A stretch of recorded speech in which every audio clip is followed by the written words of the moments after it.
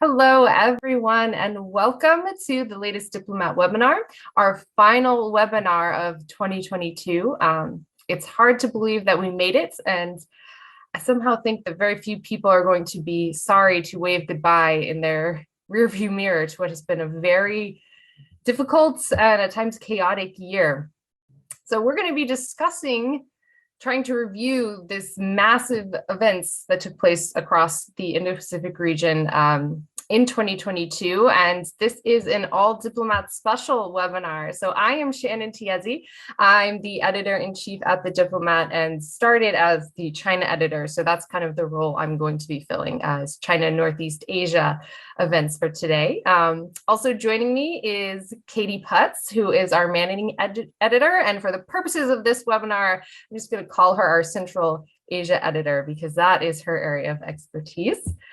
Also joining us is Sudha Ramachandran, who's our South Asia editor, and Sebastian Strangio, our Southeast Asia editor. So we have our major regions covered, and we're going to go essentially from east to west, moving geographically, and each editor has picked out three important events from their region to highlight. And it was a difficult choice for me. I'm assuming everyone else struggled with it a little bit as well. And maybe in the Q&A, we can talk about what almost made the cut, but didn't quite. And audience, feel free to ask us about things that we left off that you think should have made the list.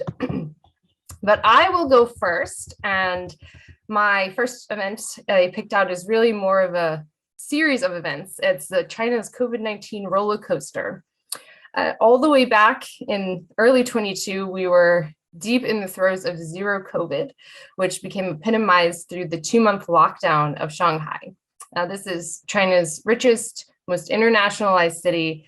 And suddenly you're seeing reports of people who are scrambling to procure food, scrambling to procure medical supplies, all while banned from leaving their own apartments. It was really quite shocking for the people who lived in Shanghai and for those of us who were observing it from abroad to think that this could be happening in such a globalized city.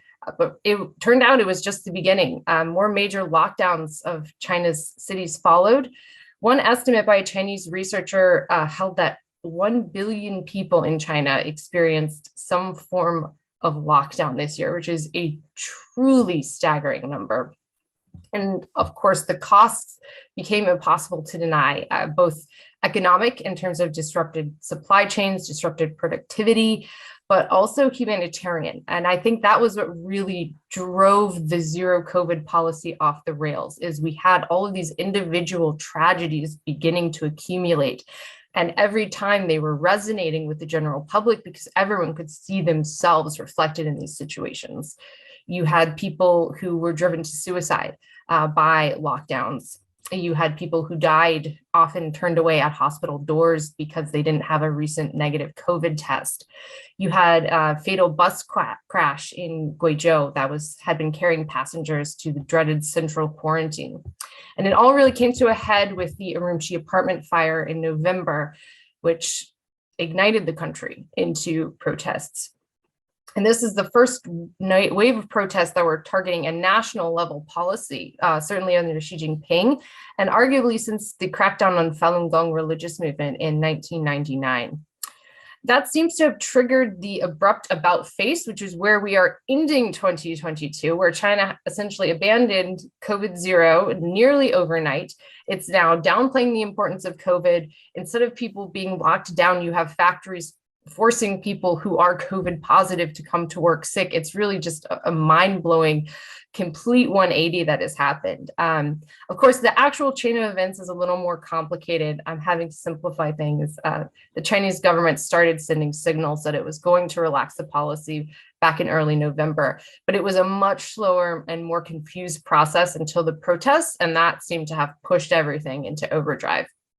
So now we're seeing anecdotal reports of surging infections, deaths, not that they're showing up in any official tally or count, but people tracking lines outside of funeral homes and cremation centers and that sort of thing are reporting surges there. I would say that both the policy and its abrupt end are really what analysts are talking about when they say how dangerous it is to have one-man rule in China and have really no one who is empowered to tell the boss, Xi Jinping, that his policies are a bad idea.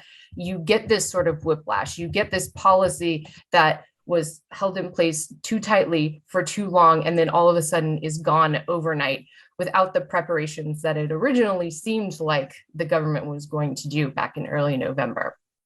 So definitely this story is going to continue on to 2023, but I think it was one of the big ones of 2022 as well. My second event that I picked out is the Abe Shinzo assassination and the resulting unification church scandal in Japan. I think you can make a case that no single event in the Asia Pacific region this year was more shocking than the assassination of Abe Shinzo on July 8th. He was Japan's longest serving prime minister. Even though he had stepped down, he was still a political giant as the leader of the largest faction of the LDP, incredibly influential.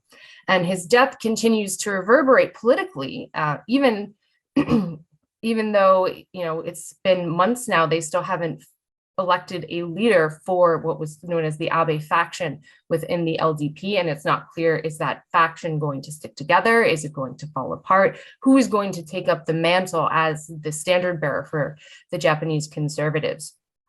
But more broadly, I think is the deeper political fallout that's affected the entire LDP and the government of current Prime Minister Kishida.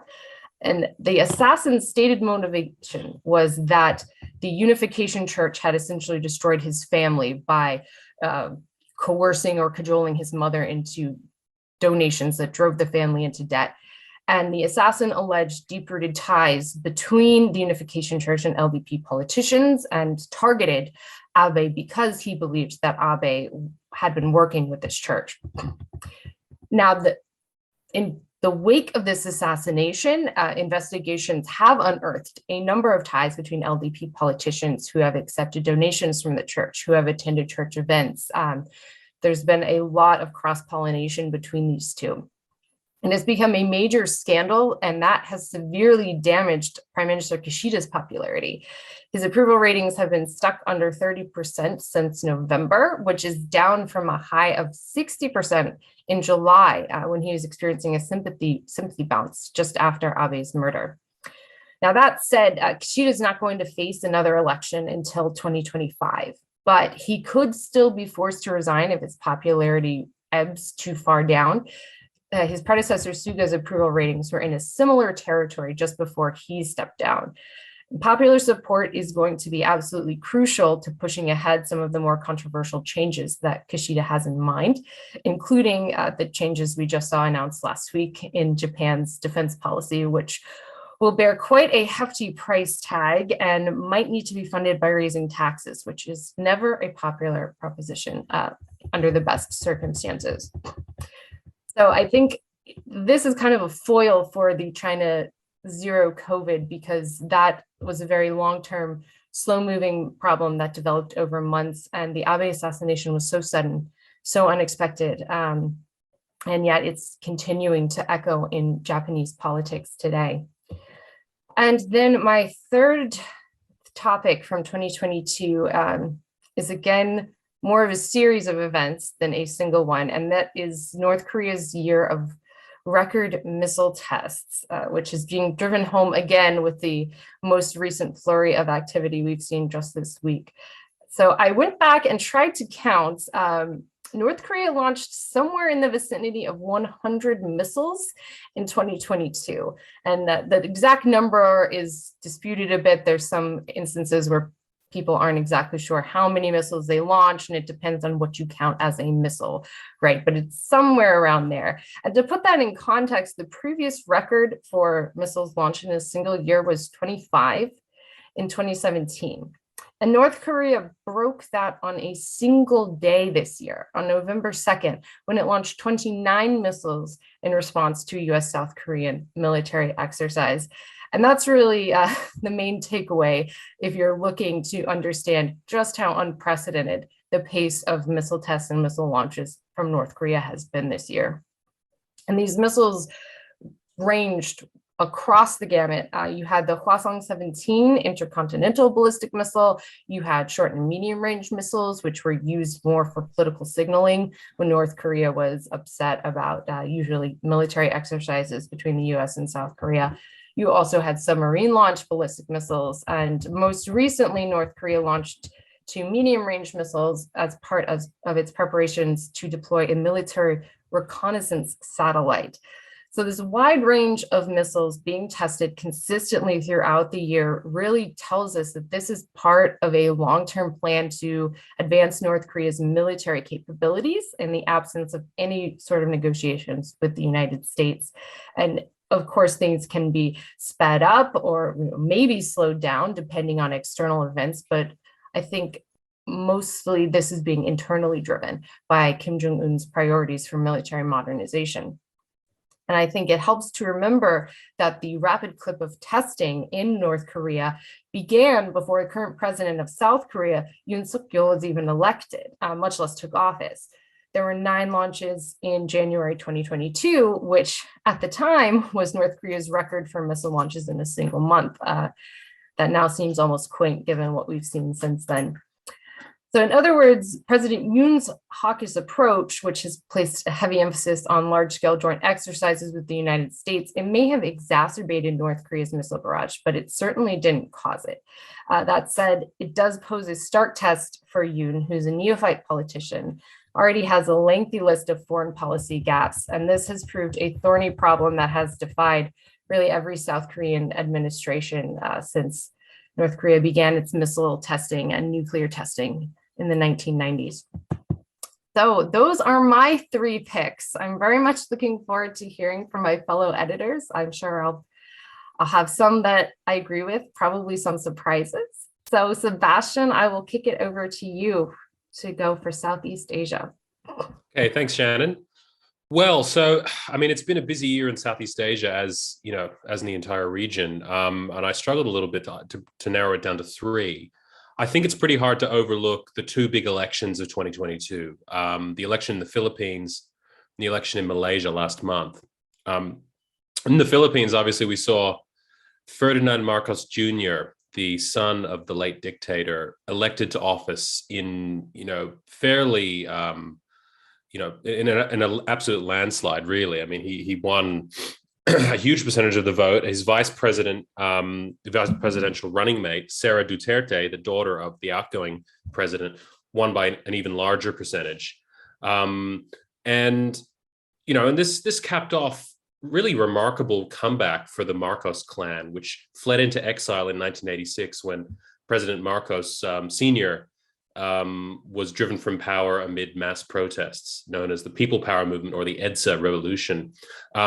And they fled into exile in Hawaii, and they returned a few years later, and ever since then have slowly built up their political wherewithal, backed by the huge amount of financial resources that the family controls in its home state of Ilocos Norte, in Luzon.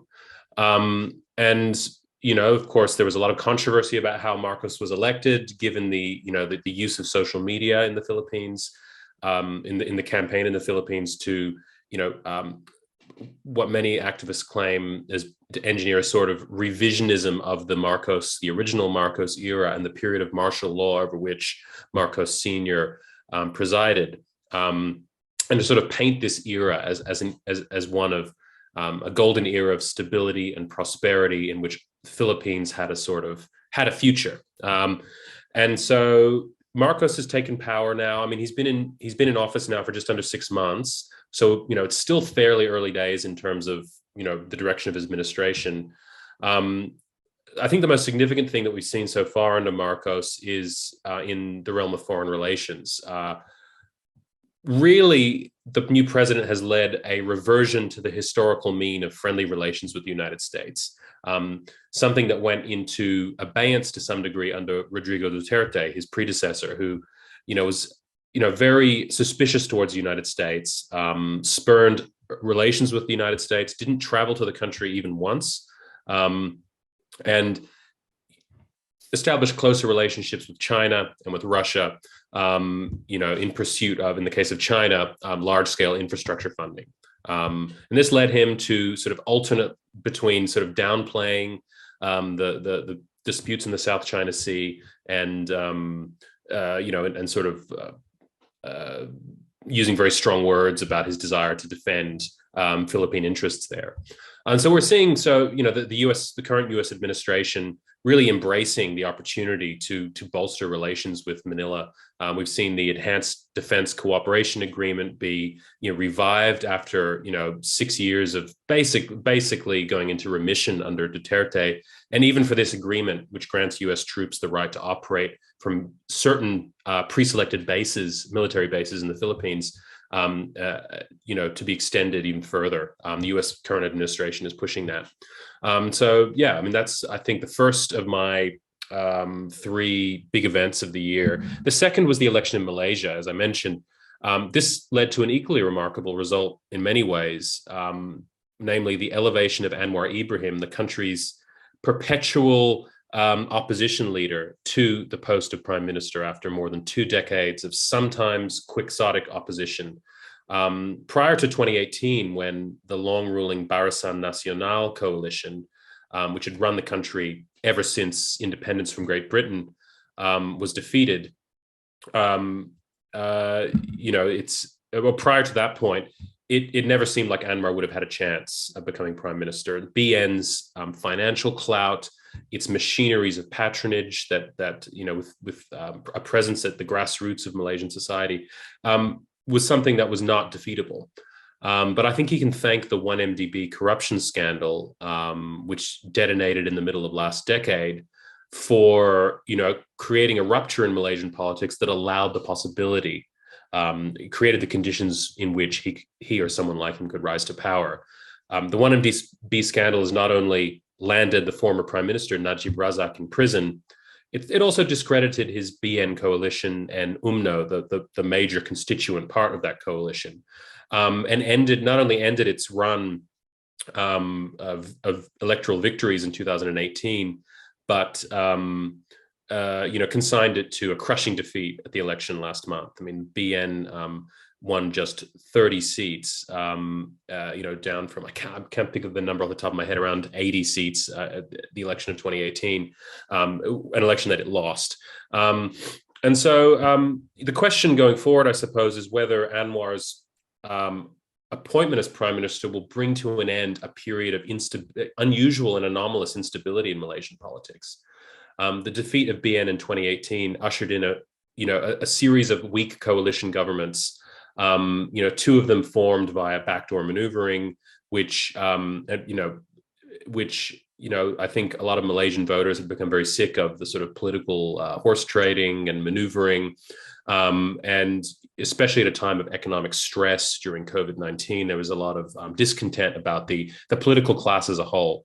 And so Anwar has come to power now, heading a very unsteady unity government that includes both his own multi-ethnic coalition, which Pakatan Harapan, which has quite a progressive policy agenda, as well as BN, the rump of BN, which has chosen to enter his government. But it remains to be seen to what extent it will cooperate in advancing his agenda. Meanwhile, the other notable plotline from the election was the quite surprising success of the Islamic party PAS.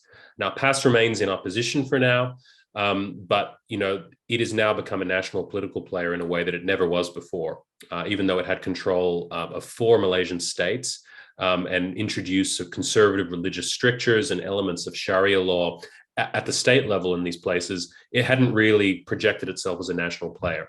That's all changed, and it remains to be seen to what extent PAS and its and the coalition of which it is part, how they will react to Anwar's leadership, whether they will seek simply to undermine him at every opportunity, or whether they will, in the interest of stability, seek to cooperate. So it remains to be seen whether, how long Anwar will be in power, whether, after the last few years, it is no guarantee that he'll serve out his full term.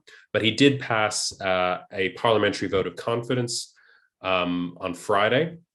And so he is now likely, at least for now, he's stabilized his government and sort of reinforced his authority. And so for the moment, things look stable in Malaysia. Um, I suppose my third, I struggled a bit to come up with the third big event of the year. I think it's pretty hard to go past what's been going on in Myanmar. I know that there was not really a single event this year in the country, but there has been, obviously the progress, the deepening, the widening of the conflict between the military junta and the various different actors that are opposing it, which include, ethnic armed groups that have been fighting the central government for decades, the National Unity Government that was formed in 2021 to oppose the military coup that took place that February, and People's Defense Forces, local ragtag civilian militias that have emerged to oppose the military government and are, exist in a sort of loose, sometimes ambiguous relationship with the National Unity Government. And so, we've seen over the course of 2022, the conflict spread into regions of Myanmar, or spread further into regions of Myanmar that previously haven't seen very much fighting since independence in 1948. Regions of central Myanmar that are dominated by the ethnic Bama ethnic group, which were traditionally seen as sort of centers of support for the military establishment. We've now seen civilians taking up arms in these regions. So, while conflict in the outlying ethnic minority regions of Myanmar has been endemic since independence, the spread of violence to these areas that the military and the government, the central state, could once count on as sort of a core over which it had, full control, signifies, a fairly ominous development in terms of the stability of the country. It's very hard to see through the fog to get a sense of exactly how the insurgency against the military regime is progressing. The National Unity Government claims, similarly to the Ukrainian government in the very different context in Eastern Europe, significant successes, of military soldiers killed in action, in ambushes and attacks by resistance forces. It's very hard to get a handle on exactly how legitimate these claims are, and one can't really take any of the numbers at face value. The same is even more obviously the case for the military junta itself and the claims that it makes. But I think, the country has settled into sort of a stasis now, a period in which the economy is sort of limping along. It's lost about, nearly a fifth of, economic output since the beginning of the coup crisis in February of last year.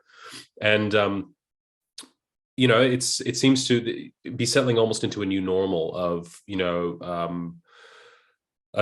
tension and conflict. And, unfortunately, given the difficulty of actually seeing what's, really knowing the reality of what's going on and the balance of forces between the two sides, the country, there doesn't seem to be any solution to the country's conflict on the horizon. Now, things can change very quickly, of course, and because there's so much we don't know, it's possible that there could be a surprise and that things could move very quickly. But, I predict that 2023 will bring more or less, you'll see a continuation of the trends from this year. 2022 also saw the attempts by Cambodia as ASEAN chair to negotiate the country's crisis, but divisions within ASEAN about the best way to approach the Myanmar crisis, whether to take a harder line on the military government and exclude it from all ASEAN meetings, as some members of ASEAN are suggesting, and to open relations, formal relations with the National Unity Government, or whether to take a more accommodating stance, pragmatic engagement, as Cambodia's Prime Minister Hun Sen, as ASEAN chair, tried to do this year. This continues to divide ASEAN. Meanwhile, at the international level, international attention on Myanmar began to drift in 2022. The war in Ukraine was perhaps the main thing here, but even prior to that, I think the headline grabbing significance of what was happening in Myanmar has begun to we're very fickle in the international media, and sometimes not us at the Diplomat so much. We've kept an eye on the issues, but in terms of the broad mainstream media. The attention on Myanmar has definitely shifted elsewhere. And I think that the opposition is struggling now to kind of keep itself on the agenda in Western countries. And so, I think that lack of outside, there's plenty of concern, but the lack of a really pressing urgency, as well as the geopolitical complications of the crisis, China's proximity to Myanmar, and the danger of Myanmar becoming a proxy struggle between China, India, Russia, the United States, etc. Leaves little likelihood of this crisis being resolved in the coming year. I think it'll be conditions within Myanmar that lead to some sort of breakthrough if that happens. So yeah, that's my three main events for the year. I was thinking of mentioning Cambodia's chairmanship of ASEAN as an important thing that occurred in 2022. I'm happy to answer any questions about that, though, once we get to the Q&A. Yeah, I think the hardest part of this was trying to narrow it down to just three things, because especially when there's so many countries that you're looking at. Yes. So Sudha also had a difficult task with that, covering all of South Asia. So Sudha, let's hear what you picked for your top three events of 2022. Well, in 2022, South Asia witnessed a lot of upheaval, a lot of drama. We had, not just protests, which are, pretty common in the region, but also bilateral conflicts continued to, bilateral conflict, especially in the context of India and China, continued to drag on. So I've picked on the first is not an event. I'll be focusing on Sri Lanka. What took us all by surprise about the way events unfolded in Sri Lanka was the sheer drama behind it. In 2022, we saw massive protests. And this in a country which, although it struggled with civil war for over 25 years, this kind of mass upheaval, has been very rare. We've never seen this before. So I think the whole, we in the region were shocked by what we saw in Sri Lanka, and the sheer suffering, the magnitude of the suffering of the people.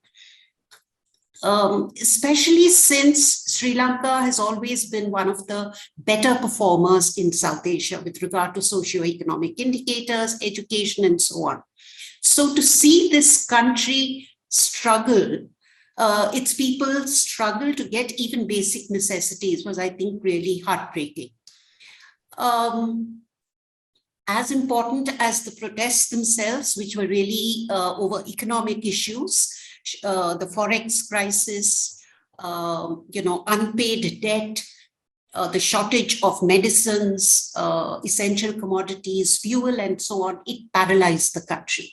So while the protests were going on and we saw so much action on the streets, schools were shut down, basic daily routine of life, the daily routine of life was completely shaken.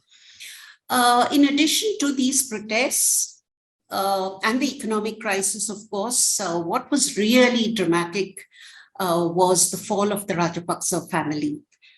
Even a few years ago, very few commentators would have thought that the Rajapaksas would actually be driven out of power. Yes, they've lost elections, but they always manage to bounce back. So to see their president, leaving, in such a turbulent situation and really, scurrying away, it was amusing as well at some level.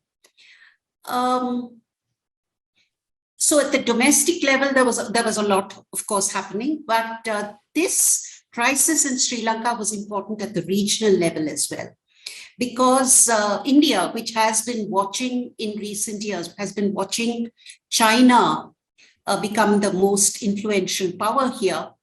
India saw an opportunity to sort of claw its way to become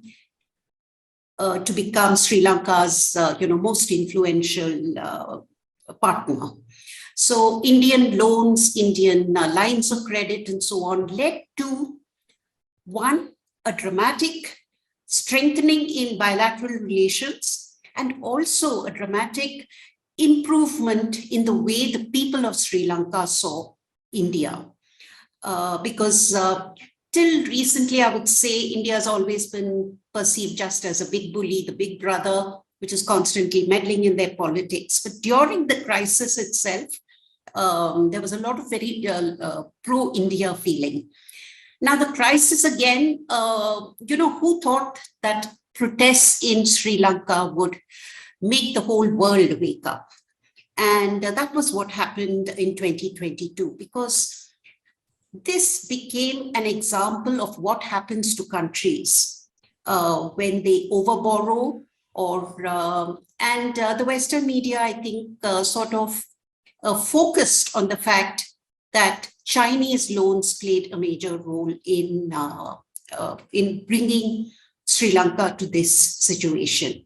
So the crisis in Sri Lanka was being closely watched in many Belt and Road countries, not just for what is happening in Sri Lanka, but how China was responding to it.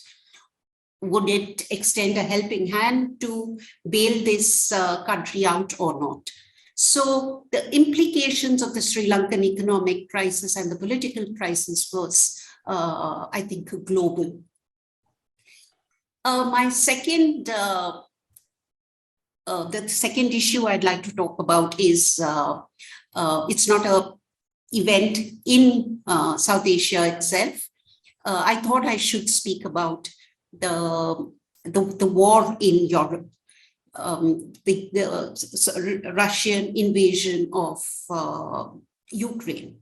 Now, for many people in South Asia, as well as the rest of Asia, I would say, as well as governments, during the year, very often they were saying that this isn't our war, this is Europe's war. Why are we being forced to take sides and so on? But while we could sort of aspire to distance ourselves from this Europe's war, the implications of this war was, pretty devastating for the region. So we've just discussed Sri Lanka, but it worsened the crisis in Sri Lanka. So chances of Sri Lanka coming out of the crisis have been delayed, have been made more difficult because tourism was impacted. Most of Sri Lanka's tourists come from Ukraine and Russia. So its recovery, economic recovery of the island was impacted. Interestingly, even those countries whose economy was doing very well, even these countries were impacted by the war. And this we see in the case of Bangladesh, which has really been doing well economically. It did seem that the Sheikh Hasina government would win yet another term in general elections next year.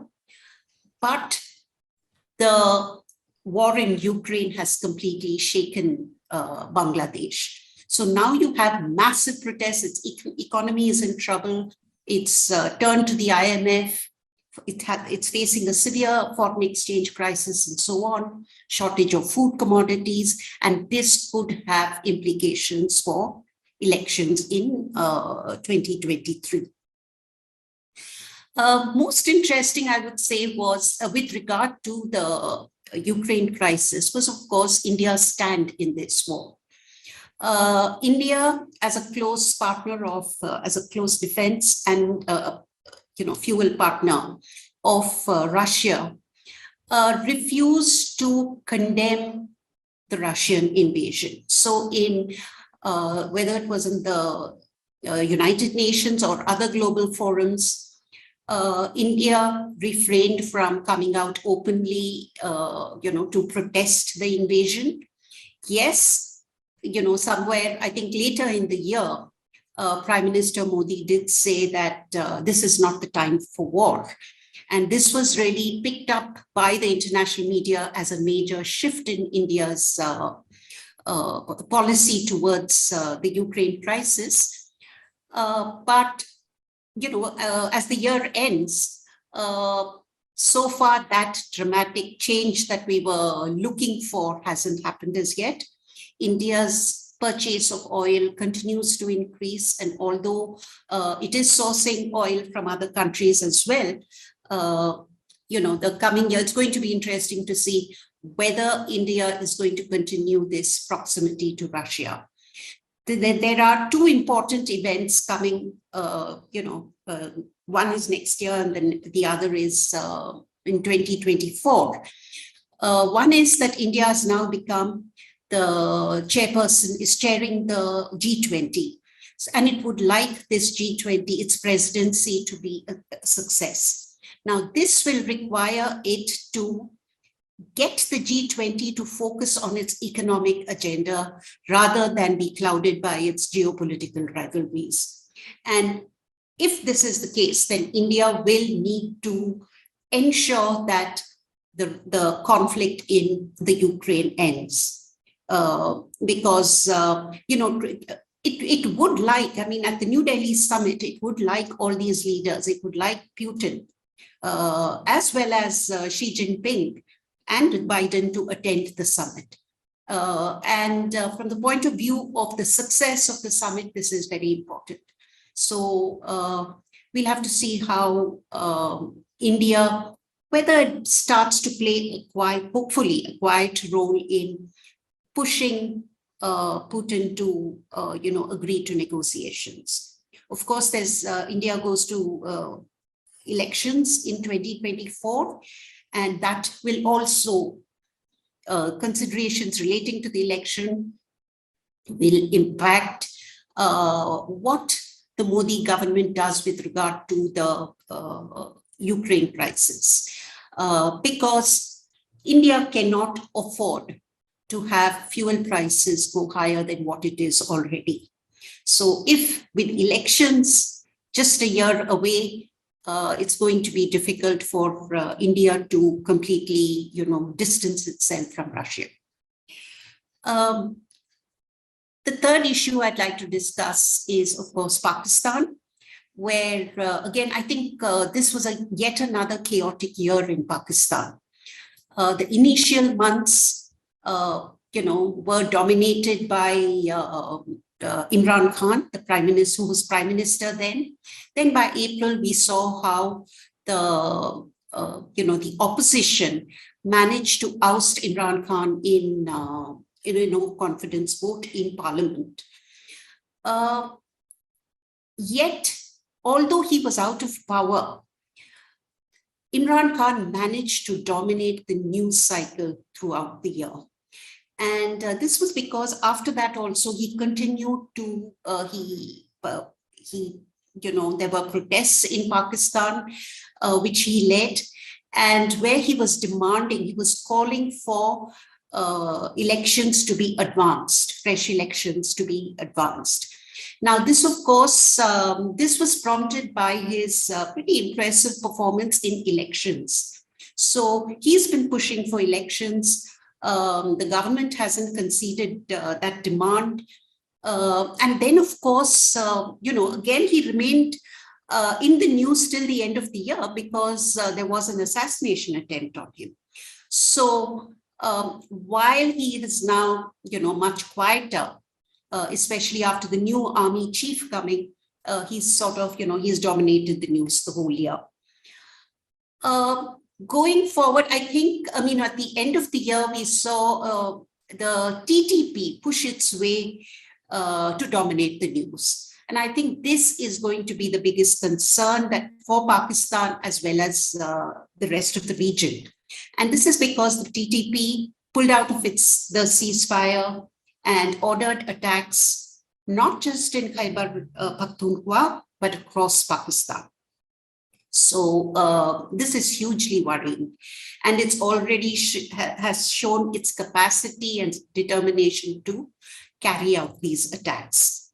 This, of course, is not just a Pakistan issue, an issue that should worry Pakistan, because, the Afghan Taliban has allegedly been supporting the Pakistan Taliban by providing sanctuaries. And relations between these two countries, which till recently the rest of the world saw as being very strong, this relationship unraveled this year. So Afghanistan's support to the Taliban, Afghan Taliban support to the Pakistani Taliban through sanctuaries clashes at the border between Pakistan and Afghanistan, these have frayed relations seriously. And as a result of the rise of the Pakistan Taliban, we not only see Pakistan's security in peril, but also we find that the US is now worried as well. And it has improved its relations with Pakistan and is expected to participate, to engage Pakistan in a big way with regard to counterterrorism cooperation. Yeah. Thank you, Sudha. As always, very difficult to choose. And I'm glad that you mentioned the war in Ukraine, because that was one of the ones that got slightly edged out of my list, and it definitely needed to be brought up. And Katie might have some more to say about that as well, as it's been a big topic in Central Asia. So Katie, I will let you take it away. Yes, so I'm happy to take us to the far western edge of the Diplomat's empire. So we couldn't really talk about 2022 in Central Asia without mentioning the war in Ukraine. I think Central Asia has perhaps the most unique geopolitical position with regard to the war, as also being a group of states that were former members of the Soviet Union, like Ukraine. The states of the region have, broadly speaking, really walked a very careful diplomatic tightrope. We saw this especially with Kazakhstan, which has, on the one hand, continued essentially normal diplomacy with regard to Russia. Tokayev's traveled to Russia, Vladimir Putin has traveled to Kazakhstan, but at the same time, Astana has, assured the U.S. and Europe and traveled to Europe specifically to, say we're not gonna help Russia evade sanctions. War is bad, but the impact of the war in Ukraine really can be seen in basically every sphere in Central Asia: the economic sphere, the political sphere, the social sphere. It pretty much touched everything, and I could probably go on for a very long time about that. But I think the main thing to highlight here is that there's no decoupling option for Central Asia when it comes to Russia. The economic and the political and the social ties are too strong, and geography really, Central Asia can't pick up and change neighborhoods. And so, and I think Europe and the United States have been pretty accommodating when it comes to the fact that Central Asian countries are not really going to vote against Russia in the UN. They'll abstain from things. They won't vote at all, but they rarely side fully with Russia. And that's as close to opposition as is really reasonable, I think, to expect. And so I'm sure we could talk about more of that, but I did want to highlight a couple of other things that happened in Central Asia. The second sort of thing I want to discuss is protests.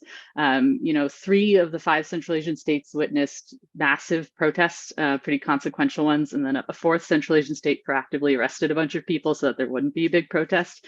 Obviously, Kazakhstan's January was pretty traumatic. It started off the year at just a rapid boil.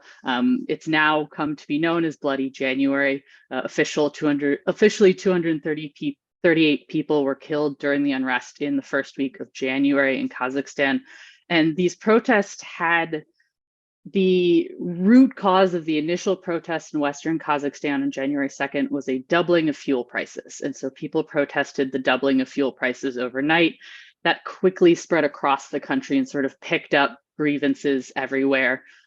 This landed on some pretty serious political complaints eventually regarding the continued power of Nazarbayev, who resigned for the presidency in 2019, but sort of existed in this unofficial tandem with President Tokayev since. Of course, these protests and the marches in the various cities in Kazakhstan were overtaken by what I think can be best described as just an extremely opaque elite power struggle. It's clear in the aftermath that there was something else going on, but it was sort of subsumed by this violence. Which in sort of classic Central Asian style, Tokayev blamed initially on 20,000 foreign terrorists. We don't talk about the 20,000 foreign terrorists anymore. Who knows where they've gone? But what is clear is that in the aftermath, there was a diminishment of the Nazarbayev network, the Nazarbayev family's power. There were a couple of key resignations. A few sort of secondary, tertiary family members were arrested. I think the most consequential is Karim Masimov, who was the former security chief. He was very close to the Nazarbayev family. He's in detention on treason charges. It's very hard to get real information about that. But to be fair, Tokayev was also a part of the Nazarbayev network until he inherited the empire. And so this year really consolidated Tokayev's power and position, but it started with those protests in January, which felt like they came out of nowhere. And then in retrospect, we could really identify the grievances that sort of brought people out. There were two other major protests in Central Asia that I want to mention. In May, protests that had been simmering since November of 2021 in Tajikistan's Gorno-Badakhshan autonomous region, which makes up a massive chunk of the country, escalated and the government cracked down hard in May. Internet was taken out for much of the first half of the year, to be honest. And then in the aftermath of the May crackdown, regional activists, significant figures with ties to the Pamiri community, which is the people who populate that region, and human rights lawyers and journalists have been arrested, many sentenced to extremely lengthy prison terms in the last couple of weeks. We're talking 18, 20 years. And so that has been something that hasn't been easy to discuss because it's such an undercovered region. There's not a lot of media that has access to this part of the world. And so there's not a lot of information that comes out. But you can see my recent interview with Mary Lawler, who is the UN Special Rapporteur for Human Rights Defenders. She recently traveled to Tajikistan and tried to get some more information on this. And so those protests were, in one hand, not surprising. This region has had protests before. It has sort of just functional issues with the center, but this year was particularly monumental. And then in July, in Uzbekistan's autonomous region, Karakalpakstan, there were large protests. This is the western half of Uzbekistan, sort of where the Aral Sea once was. And the proximate trigger was a proposed draft constitution, which would have deleted Karakalpakstan's special status, including its right to secede from Uzbekistan from the constitution. That triggered protests. There was a crackdown. I think about 22 people are currently on trial. They're expected to be convicted and given long prison sentences for sort of acting contrary to the constitution, that kind of thing. But, I think between those three protests, while they're all very different, there's sort of the through line, if there is one, is really just an inability of Central Asian people to communicate to the government. If you're too meek, none of your concerns get heard. And if you make too much noise, you might get arrested. And so it's sort of this inability of people to really communicate up the chain to the government and the government to really listen to people that sort of results in some of these things. In the last protest I want to mention in this category, or really protests that didn't quite happen, Kyrgyz authorities decided to preempt protests in October by arresting about 24 activists and politicians in October as Kyrgyzstan and Uzbekistan were settling a pretty monumental border deal. There was domestic opposition in Kyrgyzstan, and some key individuals were trying to sort of agitate against this border deal, or at least sort of slowing down the process. But the Japarov government was having none of that. About 24 people were arrested in late October, and they're all still in pretrial detention. Which, if you know Kyrgyzstan is the one that protests a lot and has had 3 revolutions. And so there's an understandable jitteriness, I think, anyone who's ruling Kyrgyzstan on an issue kind of like this, which brings me to my third point, which the last thing I wanted to highlight in Central Asia in this past year is Central Asian borders. It's a really hot topic. But in 2022, we had sort of 2 divergent sort of trend lines. On the Kyrgyz-Uzbek border, there was a pretty monumental border deal that was signed recently. It was overshadowed in Kyrgyzstan by these arrests and by sort of the crackdown. Instead of sort of I think processing the opposition, they just tried to get rid of it. But the deal itself is pretty monumental. The Kyrgyz-Uzbek border used to be considered sort of the most dangerous in Central Asia, sort of the most risky. Uzbekistan has the largest population, the largest military. Kyrgyzstan has the smallest population. And so it was a very tense border for the last 30 years. And so the fact that the two sides have sat down, they've agreed on a series of land swaps, on responsibility for a major reservoir. And so that's good news. On the other hand, the Kyrgyz-Tajik border, which saw a significant escalation last year in terms of violence, this year saw an even more significant flare up. There were incidents throughout the year, but in September, there was a pretty significant clash. It left more than 100 people dead, most of them service members on both sides, but also women and children. Hundreds of homes were burned, 100,000 people were displaced. And as we sort of approach the end of the year, sort of normal relations have not quite returned to Kyrgyzstan and Tajikistan. And I think the most concerning shift within this long simmering border issue, nearly 40% of the Kyrgyz-Tajik border is not settled.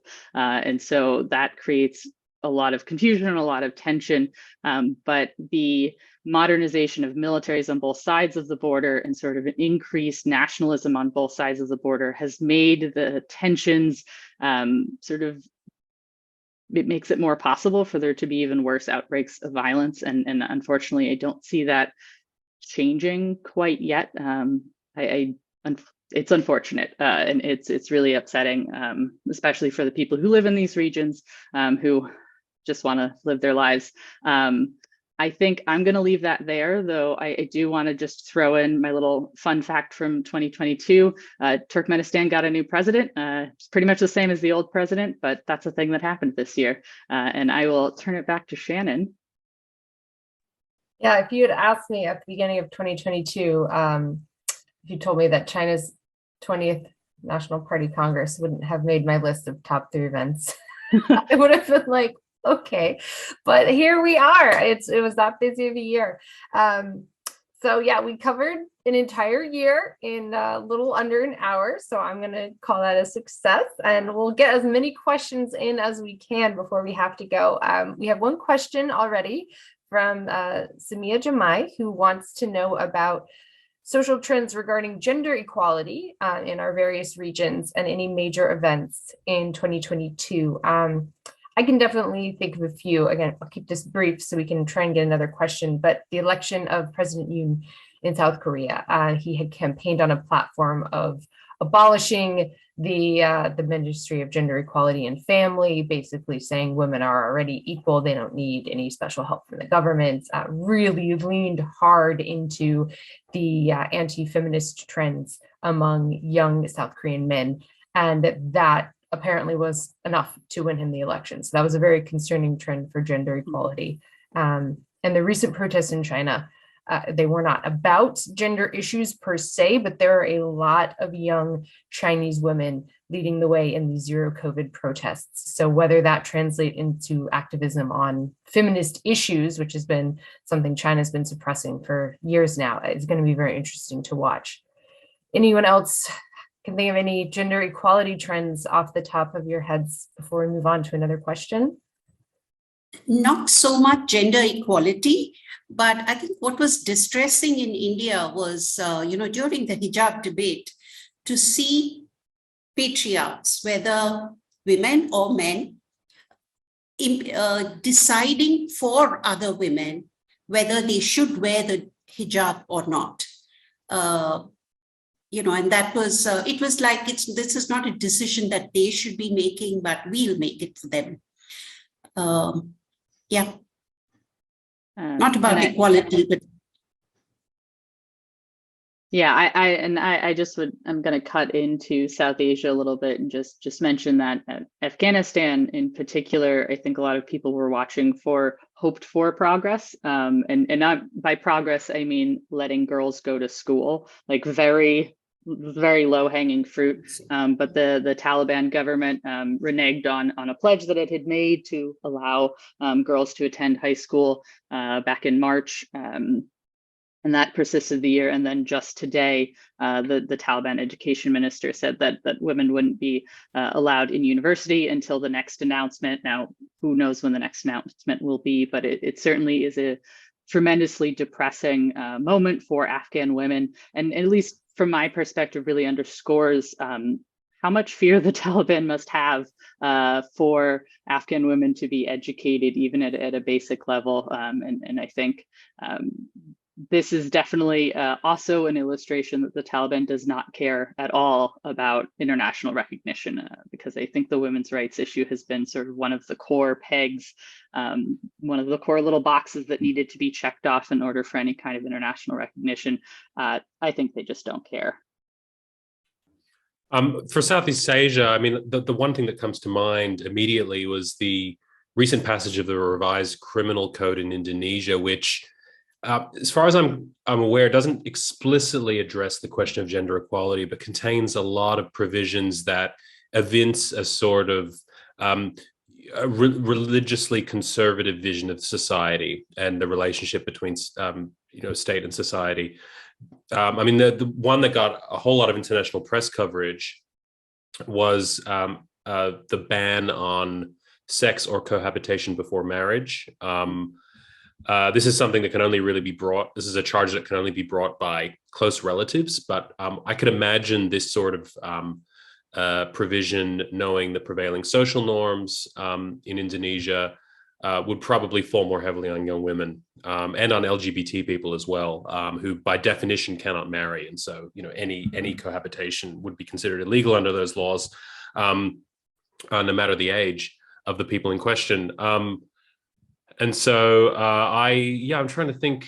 I think there wasn't that much else in the region. I think but jumping off what Shannon said about the COVID protests in China, I think it's also notable that in protests in Myanmar and the resistance in Myanmar, young women are playing very active roles, and that's something that's probably important too, and that gender equality is actually part of the agenda of the this revolutionary movement in Myanmar. That's worth noting as well. But on the whole, the general baseline conservatism of Southeast Asian societies is didn't change markedly to my mind in 2022. All right, Katie, we have a question for you. China-Tajikistan relationship during 2022. Anything notable that you can recall on that front? Not off the top of my head, but that doesn't mean there weren't developments that were worth noting. I think when it comes to China and Central Asia, there were broadly some really interesting developments. Obviously, Xi Jinping's very first trip abroad since 2020 was to Kazakhstan and then Uzbekistan. Did not visit Tajikistan, but I think the defense relationship between Tajikistan and China continues to be one of those things that's developing, but very much out of view. And so it's hard to comment on the details of that relationship, other than to say that China does have an interest in Tajikistan. I think that interest has only deepened with sort of the Taliban takeover in Afghanistan, and the fact that China doesn't really have the United States to hide behind in Afghanistan and yet has interests in Afghanistan. Tajikistan is definitely a useful partner in that realm. And so, sorry, I don't have more. No, I can't think of anything either. I was trying to think of it from the China angle, but like you said, it doesn't mean it didn't happen. Yes, I know. But given how hard it is to get really good information out of China and how hard it is to get out really good information out of Tajikistan, there's certainly a lot of things that don't break through until it becomes a really big deal. So I would imagine there are developments. I just can't comment on them. No.